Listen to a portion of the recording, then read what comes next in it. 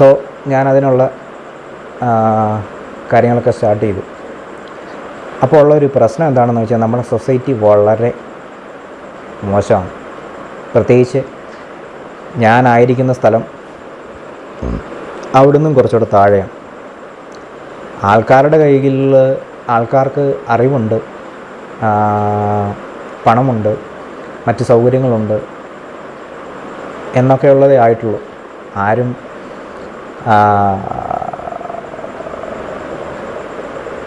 എന്താ പറയുക, ആരും ഒരു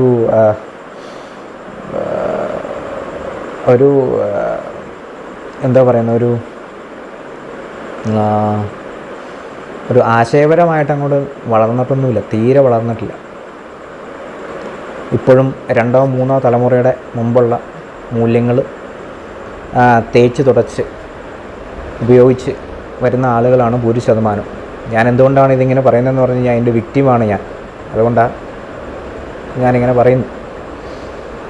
പിന്നെ അതൊരു യാഥാർത്ഥ്യമായതുകൊണ്ടാണ് വലിയ രോഷം കൂടാതെ ഞാനിത് ഇവിടെ ഇരുന്ന് സംസാരിക്കുന്നത്. എൻ്റെ സ്ഥാനത്ത് മറ്റ് വേറെ വല്ലവരുമാണെങ്കിൽ പൊട്ടിത്തെറിച്ച് ഞാനിത് പറയുമ്പോൾ, ഇത് ആലോചിക്കുമ്പോഴേ നമുക്ക് ദേഷ്യം വരും.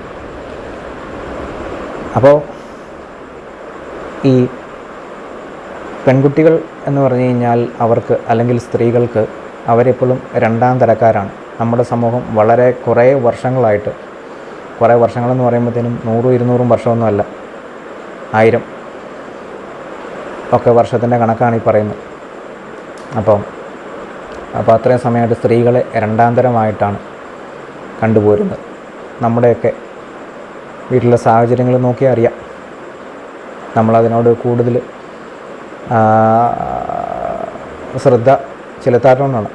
ഇപ്പോൾ എൻ്റെ വീട്ടിലാണെങ്കിലും അങ്ങനെ തന്നെ സൂക്ഷിച്ച് നോക്കിയാൽ അറിയാം. നമ്മുടെ വീട്ടിൽ നമ്മുടെ അമ്മ നമ്മുടെ അച്ഛനെ അപേക്ഷിച്ച് രണ്ടാന്തരക്കാരിയാണ്. എല്ലാ വീട്ടിലും അങ്ങനെ തന്നെയാണ്, എൻ്റെ വീട്ടിലും അങ്ങനെയാണ്. നമ്മളത് ഒന്ന് നമ്മുടെ അച്ഛൻ, ഒന്ന് നമ്മുടെ അമ്മ ആയതുകൊണ്ട് നമ്മളതിനെ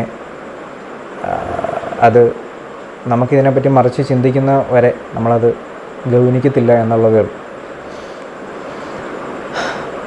അപ്പോൾ അങ്ങനെ വരുമ്പോൾ മുൻകൂട്ടി നേരത്തെ സമൂഹം ഇങ്ങനെ തീരുമാനിച്ച് പെരുമാറുകയാണ്. സ്ത്രീകൾ ചെയ്യേണ്ട കാര്യങ്ങൾ ഇതാണ്, സ്ത്രീകൾ ഇങ്ങനെ ചിന്തിക്കണം, ഇങ്ങനെ ആയിരിക്കണം, പുരുഷന്മാർ ചെയ്യേണ്ടത് ഇതാണ്, പുരുഷന്മാർ ചെയ്യേണ്ട കാര്യങ്ങൾ ഇന്നത് തന്നെയൊക്കെയാണ്, ഇങ്ങനെ അവർ ജീവിക്കണം എന്നൊക്കെ ഡിസൈഡ് ചെയ്ത് വെച്ചിട്ടുണ്ട്. പക്ഷെ കാലം വളർന്നുകൊണ്ടിരിക്കുകയാണ്. ഇക്വാലിറ്റി എന്ന മൂല്യത്തിൻ്റെ സവിശേഷതകളെക്കുറിച്ചൊക്കെ ആളുകൾ മനസ്സിലാക്കി വരുന്ന കാലമാണ്.